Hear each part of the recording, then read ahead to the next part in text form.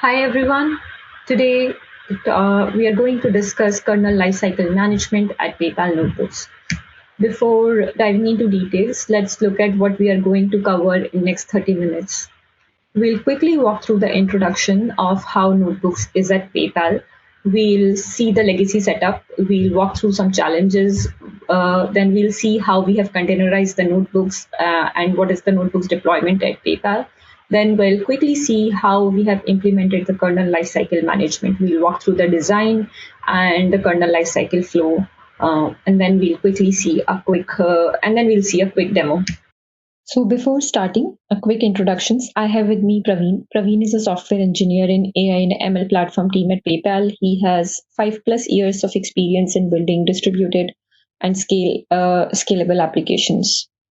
My name is Ayushi. I am also a software engineer in AI ML platform team at PayPal. I have 5+ years of experience in with distributed applications. Now, to set the context right, let's see what is Notebooks at PayPal or how big is at PayPal. So currently at PayPal, we have 3,000 plus monthly active users who are using Notebooks on day-to-day basis at enterprise level. And to support these notebooks, we have several different use cases, and several different use cases need different kind of compute. Some of the heavily used computes in our company are CPU, GPU, and Spark. Other than that, till now we have 300K notebooks that have been generated within our company, out of which 23K notebooks are shared. So this is just to give you an idea about the scale of notebooks or the scale of usage of notebooks in PayPal. Before discussing any other details, let's look at how it was traditionally set up and how users used to use PayPal notebooks and what used to go behind the scenes. So initially, when a user used to come in, we used to spawn a notebook session for them. They used to get a Jupyter notebook, and behind the scenes, there was a load balancer that was running, and that load balancer used to point a notebook to one of the highly available notebook server grid.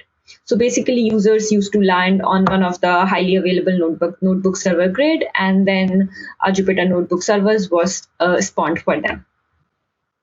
To support the persistent storage, we had NAS mount attached to it, so that users can come in anytime and log off anytime. So whenever they start their notebook again, they can start off from where they left off.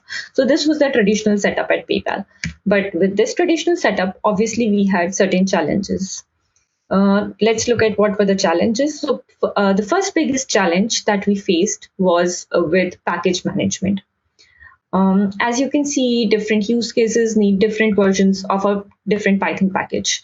For example, a use case might need a NumPy package with a version 2. Another use case might need a NumPy package with version 1. So managing these packages for a same user in a shared environment, like managing different versions, is quite challenging. Then this brings to my second point, which is like consistency. Basically, able to consistently run the notebooks by different users. So now users also has this demand of upgrading or downgrading the packages consistently. Like for a particular use case, they would want to upgrade a package. But when they're trying to upgrade a package, there are a lot of dependencies included with the package that might need to be upgraded.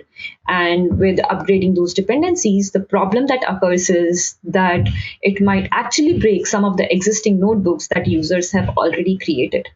So consistently running the notebooks that were previously created was becoming a big challenge for us. Now imagine when these notebooks are shared or collaborated. If you remember, when we were setting the context, we said that there are some 23,000 notebooks that are shared between different teams and between cross-functional teams at PayPal. So when users are trying to collaborate the notebook with all the package management, it is quite a hassle. Why is it a hassle? Because when users are trying to collaborate, they might have a package, or they might have a version of a package in their own environment, but another notebook that they are trying to run might be with a different version. So they might not be able to run or execute already existing new notebooks by different users. So these are some of the challenges that we were facing today. And on top of that, there was a challenge of providing a resource on demand.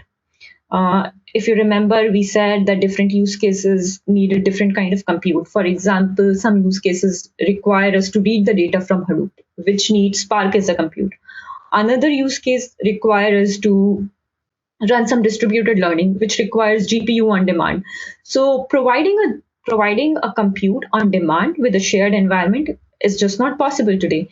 I mean, either it was like you have to waste a lot of resources, or either users used to hog onto each other resources. And then also on demand, you can never provide resources. So to solve all these problems, we came up with an approach which is called as containerization in notebooks. So to solve all these challenges, we have tried to containerize the notebook.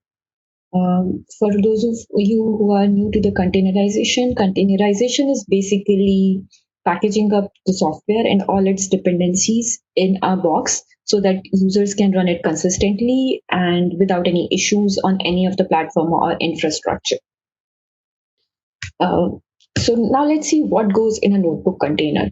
Basically, underlying is the operating system. Like you can have Ubuntu or CentOS or any operating system on which you want to operate, on which you want to run your system on. Then on top of it, you have Python or Conda libraries, which would set the environment for running your notebooks. Then on top of it, there are some dependent libraries to run the Jupyter platform. Or there can be another dependent libraries, like for example, if you need to use GPU, you might have libraries for that. And then if you want to use compute as Spark, you might have libraries for that. And then on top of it is a Jupyter notebook. So this complete environment is containerized. And this is what we give it to users in a Kubernetes environment. Now I will hand it over to Praveen to discuss more about what is the architecture of notebooks at PayPal and how we have used the containerization and kernel lifecycle management in PayPal. Over to Praveen. Hi everyone, let's take a look at notebooks deployment at PayPal. Notebooks is set up in Kubernetes cluster. So everything in Jupyter ecosystem runs as containers, starting from Jupyter Hub, Jupyter, single user servers, and even kernel. If any other services are needed, they will also be running as pods within the Kubernetes cluster itself. We use Airflow as our scheduler, and it also runs in Kubernetes. We use NAS, network attached storage, for persisting any files and will be attached through PVCs to the pods as per the need. Jupyter Hub is exposed to the users through routes and services. When user logs into Jupyter Hub, a single notebook user server will be launched through KubeSpanner. Jupyter Hub is exposed to the users through routes and load balancer. When user logs into Jupyter Hub, a single notebook user server will be launched as a different pod within the Kubernetes cluster. As different use cases need different resources like CPU, GPUs, and Spark, the kernels also needs to be launched as pods on respective host based on the kernel type and the resources the kernel needs. For the storage, we use NAS through PVCs. So all the Jupyter and kernel pods will be able to see the same file storage. So the kernels are containerized and the environments which kernels use are isolated. It gives us a way to simplify and managing the packages that are used by the kernels. Let's take a look at the challenges that we discussed earlier. Package management. Some of the challenges that we discussed earlier are already addressed with Kubernetes and containerization, like isolating the environments for the kernels. There are still some challenges that need to be addressed, like managing what goes within a container and some governance around the containers and the kernel itself. Getting resources on the demand for the kernels are addressed to the Kubernetes as kernels can get the compute that they need on demand within the Kubernetes cluster. For consistency and collaboration, it is still a puzzle that we need to solve. That brings us to enable kernel lifecycle management, which will address some of these challenges that we discussed. Let's take a look at requirements or the scope of kernel lifecycle management based on the challenges we discussed. The first one is ability to install different libraries or packages on demand, able to register custom Docker images or user Docker images as kernels. User can also come up with a Docker file and build a Docker image out of it, or users who are not familiar with Docker and GitHub and all of this, they can also use the existing kernels that are available and make changes to it, like install new packages or libraries, and then the updated kernel can also be registered as a Docker image and will be and can be used later. Also, some other features like discarding the Docker images or the kernels which are not needed. Reproducibility is sharing a kernel means also sharing the Docker image that this kernel is connected to, so that when a notebook is shared, the users who are accessing the notebook should be able to get the same environment that the creator of the notebook has to execute this notebook. And collaboration is for multiple users to collaborate to build a container, which in turn is managing the kernel that this container is being used for, and also providing the versioning and some governance around that. Let's take a look at high-level view for kernel lifecycle management. It should be as simple as building a kernel, testing the kernel, and deploying it. Based on the requirements that we discussed, let's take a look at the components that are involved in kernel lifecycle management. To build a Docker image from a Docker file, we need a CI system. Some enterprises might already be having CI systems like Jenkins available, which can be used for building these Docker images. If not, enabling a new CI system is quite simple nowadays. Kernel metadata management. To manage and store kernels in the image metadata, this layer will be used. It stores all the information about the Docker images that user has created, along with different versions for the image. It also stores the kernel to Docker image mapping, so that at different parts of the Jupyter ecosystem, this metadata can be reused. And then we need Docker Hub to store the Docker images that were built by the CI system. It is an artifactory that contains all the Docker images, and artifact information will be persisted in kernel metadata management layer as well. And we also need alerting system to alert the users when a CI job has been complete, or it could even be when a kernel has been shared with multiple users. We need a way to alert the users. Let's take a look at kernel lifecycle management, the end-to-end flow. Users who are familiar with the Docker and Git can create Docker files and make Git commits into the Git repositories. Analysts or data scientists who are not quite familiar with all these tools like Docker and Git, they can go to Jupyter, where we created new extensions. User can open the existing kernels and install new libraries or packages that they need. And all the changes users are making to the kernel will be tracking and creating a Docker file out of it.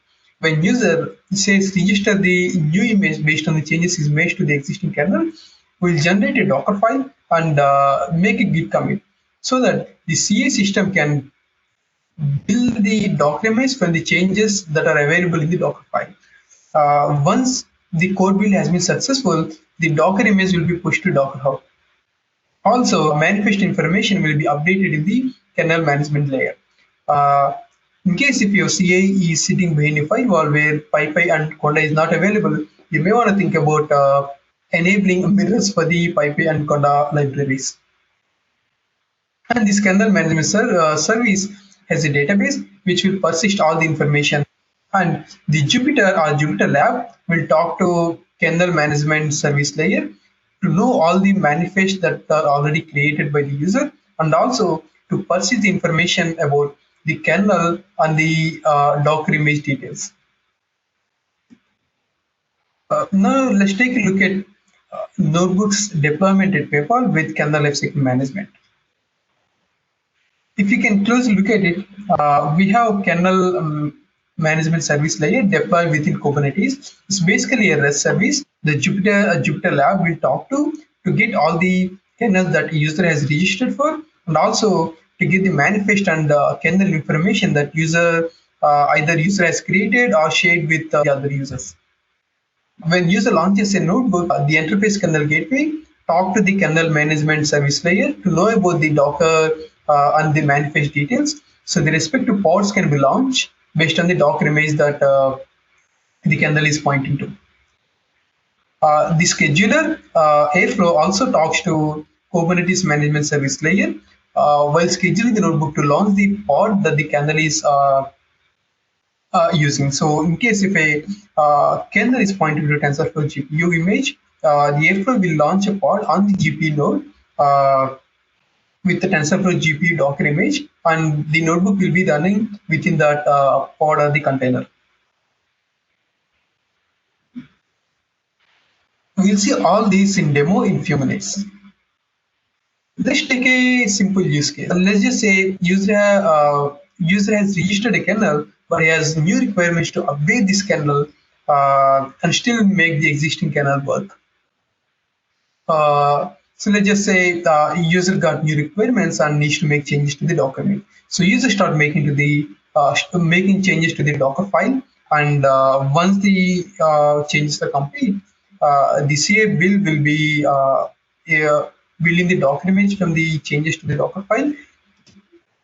And if CA build succeeds, a new Docker image will be pushed to Docker Hub, and user can come to the Notebooks UI and register a new kernel based on the Docker image that was just created. We can call it as a dev version of this kernel that's already running in production. So user can test and verify if the kernel looks if the changes to the kernel looks good. Let's say there are more changes needed. This cycle repeats. User can go back, make changes to the Docker file, and then do all the steps again. And once the changes to the Docker file are good and the Docker image is final, user can update the production version of the kernel to use the updated Docker image. This flow allows us to make changes to the kernel and its environment safely without breaking the scheduled notebooks or the kernel in the production. Now let's see kernel management in action. For the users like analyst and data scientist who are not familiar with GitHub and Dockerfile kind of tools, they can open any of the existing kernels like Python 3 or TensorFlow CPU, GPU images, and install new packages. And once all these packages are installed, they can use this register magic command to register this updated kernel as a Docker image. Behind the scene, this magic will create a Docker file based on the packages user has installed and does a git commit which will be used by a CA job to generate a Docker image based on the image name and version information user has mentioned here. Once the CA job completes, this Docker image will be available for these users to register them as a kernel in later part.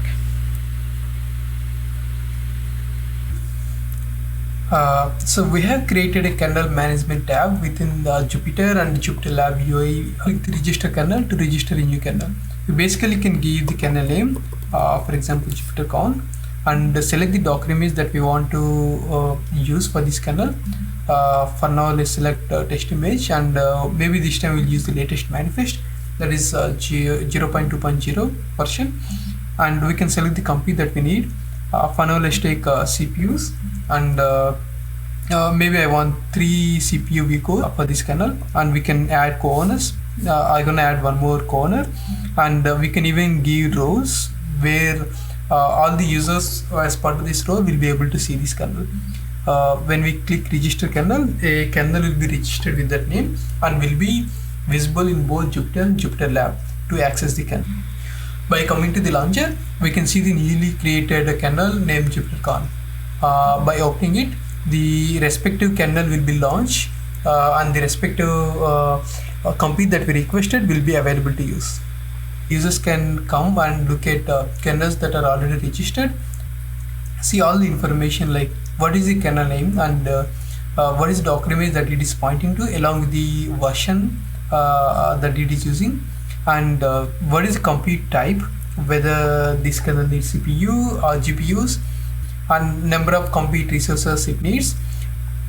For example, this kernel need 4 GPU cores here. As you can see, the number of compute resources would be 4. For CPUs, it would be vCores that it needs.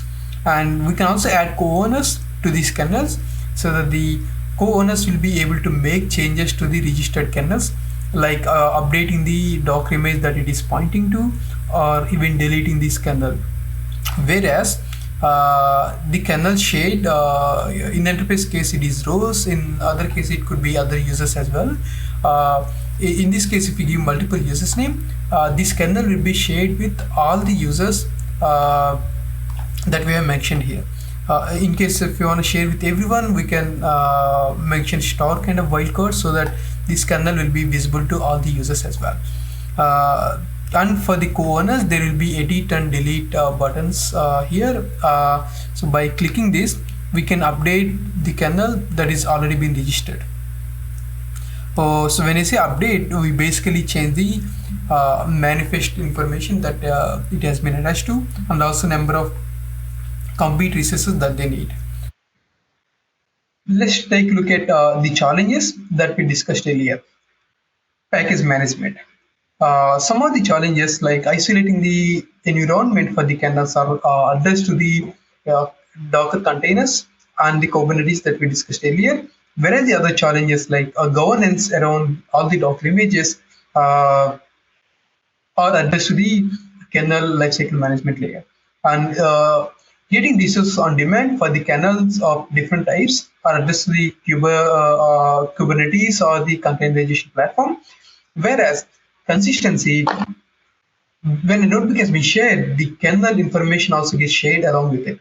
So all the users can get the same environment for executing the notebook through kernel lifecycle management layer. So the environment for executing a notebook will always be consistent. And then the collaboration. So we have enabled co-ownership to these kernels on the Docker images, where users can collaboratively build these Docker images and register them as kernels, which can be used by a group of people or a large number of notebook users. Along with versioning and package management, it will solve a lot of challenges. Thank you all for taking your time to listen to this session. We are thinking to open source kernel lifecycle management. Please watch out PayPal engineering blogs to know when it is open sourced.